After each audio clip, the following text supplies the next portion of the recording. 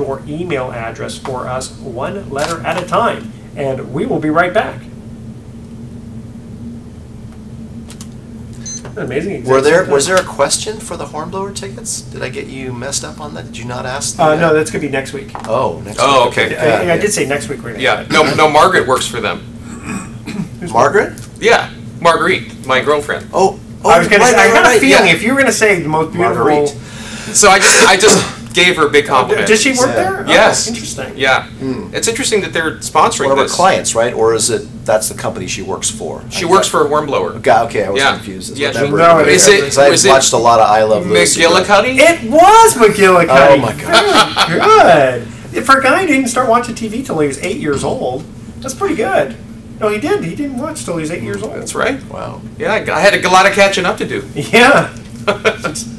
I mean, I remember, boy, now it's summertime. When I was a kid, I just loved to just wake up and watch all the game shows. And I was like, "Did you do that?" Red-eyed. Okay. We always have fun. Well, if we, you want to do email time still and then do more of this, because what about the fourth segment then? What do we want to talk about? Because we've got enough, we can still continue on. We've got, the variable annuities one we can talk about. You can talk about that if you want. You want to go to the email time right away? It'll break it up. Yeah. Okay, sure. Let's go. Yeah, then we'll do the... Welcome back to the Best of Investing. I'm Edward Brown, your host, along with Mark Hanf and Russell Rosner. And we cut to the second commercial break, and we asked this trivia question. In the TV show I Love Lucy, what was Lucy's maiden name? That would be McGillicuddy. That would be McGillicuddy. You are 2 for 2, my friend. Woo! Awesome. Okay, we're going to shoot right on over to email time, and then when we come back, or after email time, we'll get into some more of the fun scams that Russell came up with here, which you didn't invent. Well, they're not fun for the people. They're not. No, that's true. They're not. Fun scams. Okay, I'm sorry. I shouldn't have said fun scams. We're having fun talking about scams. That's what we're having Yes. fun doing that. Okay. Mark, we received an email from a listener who says, even though interest rates have dropped considerably, I've heard you mention on the show that you still pay your investors a high return. How do you do that? That's a great question. It is a great question. So yeah, if you listening to the commercials during the commercial break, which I hope you are, talk about how the investors for Pacific Private Money are earning 8% or more on their savings, and they're doing that by investing in an area that we call trust deed investing. It's also known as basically lending against real estate, where you are the bank. You are providing the funds for a note or a loan secured by a deed of trust on Bay Area real estate. So my company, Pacific Private Money, we specialize in originating loans mostly to real estate investors. We're filling a niche that the banks have largely walked away from in this market.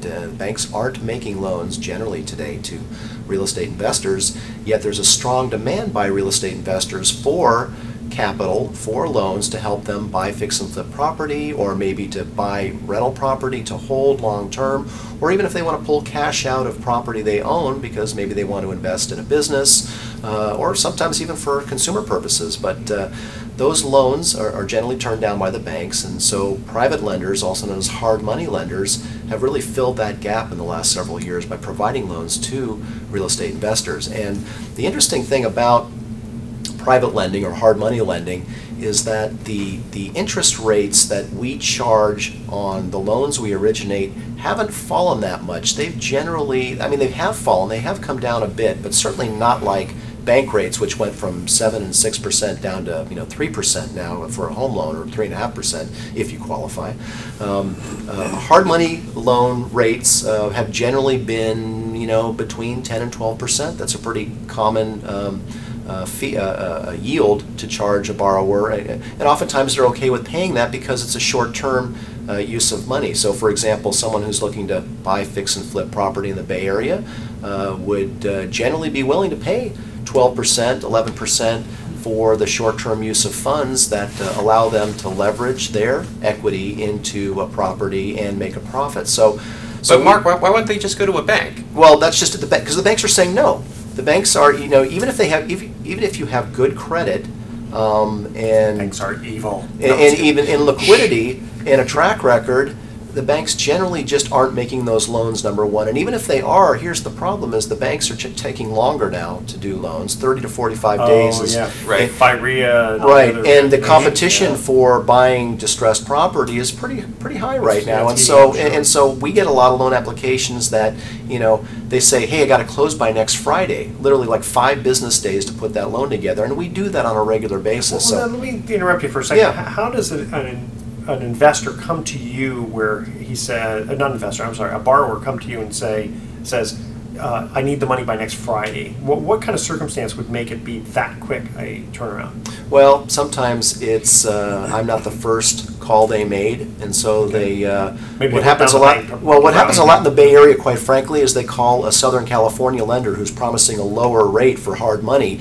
and that generally doesn't work. It generally falls through. It's, you know, I swear to God, guys, you have no business calling a Southern California hard money lender in the Bay Area when there's so many good local Bay Area hard money lenders who can, you know, fill your order quickly for cash. But kind of going back to the question of, you know, how can I promise, you know, an 8% or better return to my investors? And quite frankly, it's because I can generally get 9, 10, 11, sometimes 12% note rate from a real estate investor who needs that money quickly. So, and he's not going to hold it for long term. He's not going to hold it for long. So if he pays an extra 3-4%, if he doesn't hold it for that long, it doesn't cost him that much, but he's pretty much locked in to get that money. So there's not a high correlation between bank rates and private money, hard money rates, really? No, there really isn't. There's a larger spread today than I've ever seen. So, but again, which is really good news for the investor. Now, let's say you're an investor opportunity. So,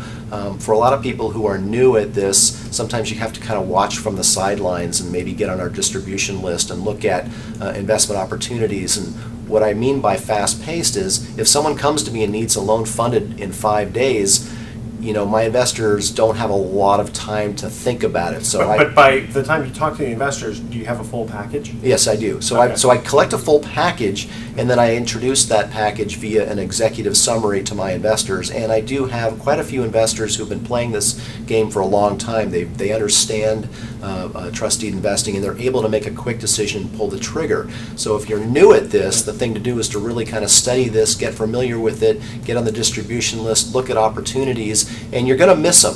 I mean, that's just what happens. People call me all the time, hey, is that opportunity still available? They'll call 2 or 3 days after I've sent out the email, and the answer is generally no, because most of these loans that we're doing, which you know, and again, I try to fund quality loans, not, you know, we turn down a lot of loans, in other words. So so if I've greenlit that loan, generally I feel that that's a quality borrower, quality property, quality opportunity, and well, see, unlike, you know, the fabulous opportunity for a good return. Well, here's the funny thing too, is that, you know, we were talking about the, you know, quote, scams and all this other kind of stuff. Right. But the kind of stuff you're doing, people are getting a recorded deed of trust.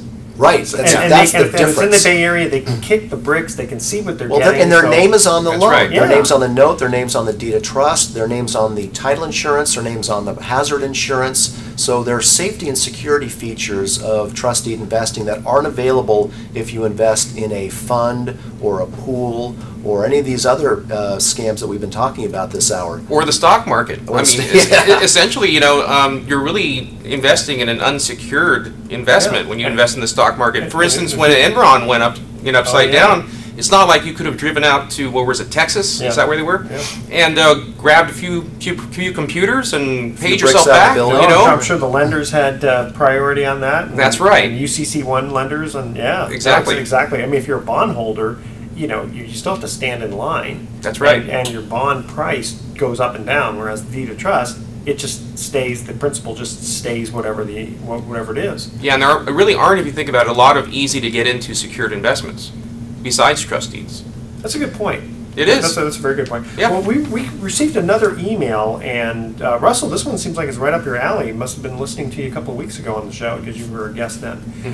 What's the difference between investing in a fund versus an individual deed of trust? Yeah, that's a great question. I actually have quite a bit of experience in this because back in the mid-2000s, I was co-managing 2 pretty large mortgage pool funds, both almost in excess of $50 million apiece. Wow.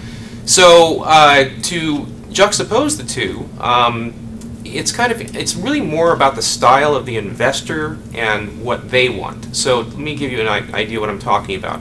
If you invest in an individual trust deed, you are probably going to be able to go over to that specific house and, kick the tires, knock on the door. You're going to learn about the borrower.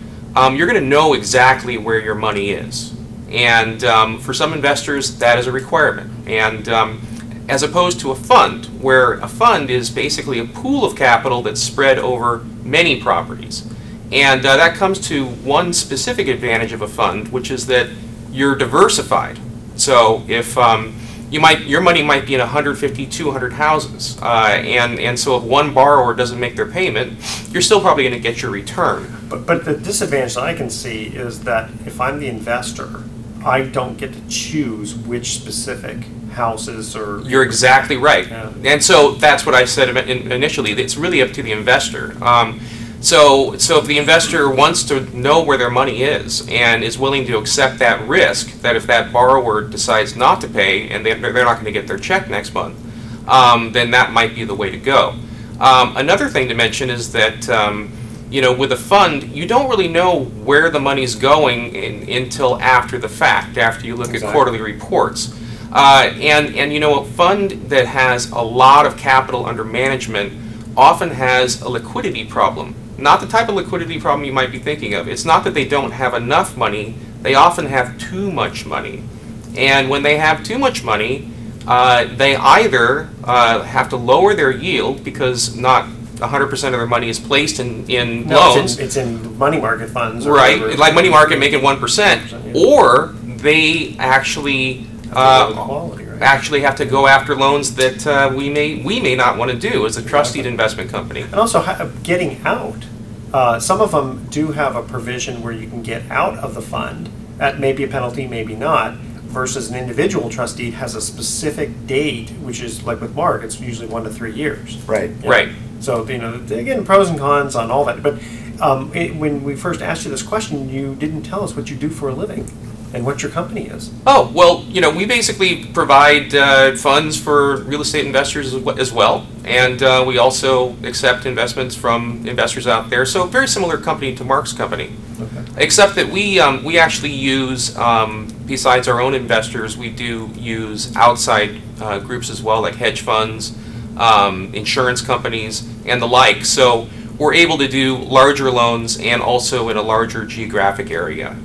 So for instance, we can do loans in Arizona, Oregon, Washington, Nevada, those, various places like that. Alrighty, and how do people get a hold of you? Oh, well, you can go to our website, that's equitycoalition.com, or you can look up my profile on LinkedIn. I'm Russell Rosner, that's R-O-E-S-N-E-R, or you can just give me a call, 415-680-3454. Excellent. And we're going to cut to our third and final commercial break, and here's the trivia question. Again, the theme is old TV shows.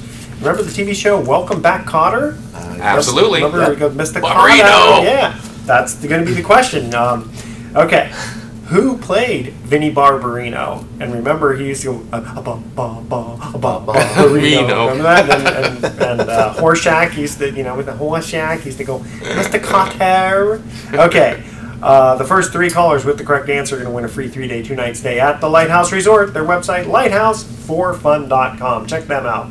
Call 888-912-1190 to answer this question. In Welcome Back, Kotter, who played Vinnie Barbarino? Call 888-912-1190 and make sure to include your name, email address, and remember to speak slowly and spell out your email address 1 letter at a time. And we will be right back. I know you guys. That's too easy. That was too easy. I almost blew that one because when you started talking about Welcome Back, Kotter, I was going to say, yeah, the one that launched John Travolta's career. Yeah, right. There you go. Yeah. Well, now we can talk about it's that guy who they're questioning his sexual preferences on People Magazine. What? John Travolta? Yeah. Oh yeah. Everybody's convinced he's gay now. He's more bisexual. Welcome back to The Best of Investing. I'm Edward Brown, your host, along with Mark Hanf and Russell Rosner. And when we cut to the third commercial break, we asked this trivia question. In the TV show Welcome Back, Kotter, who played Vinnie Barbarino? John Travolta. John I knew Travolta. that. Right, Mark, you got one. 1 for 3. 1 for 3. Very good. Okay. I knew it.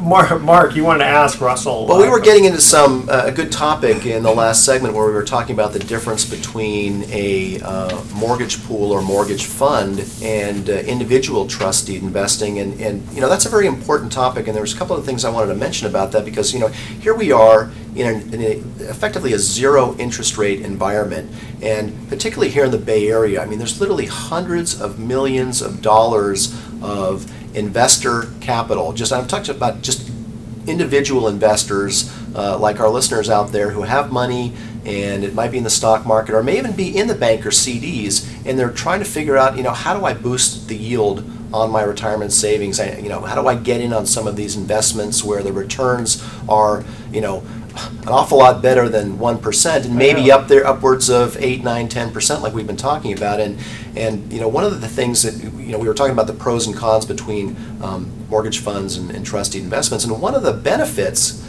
of mortgage pools are that you could write a check to a mortgage fund and your money's working for you right away. And there are a lot of mortgage funds out there, particularly the newer ones that have been started in the last few years, that are returning some excellent yields. So, you know, 8 and 9% returns aren't unusual in a mortgage fund. So if you're an investor out there and maybe you've been trying to get into trust deed investing, and maybe you're on a distribution list like ours at Pacific Private Money, but you know, maybe you only got $50,000 or $100,000, and you're just not, you know, I get calls all the time from people who say, hey, is that investment from last week still available? No, sorry. Gosh, I really can't. I'd really love to do this.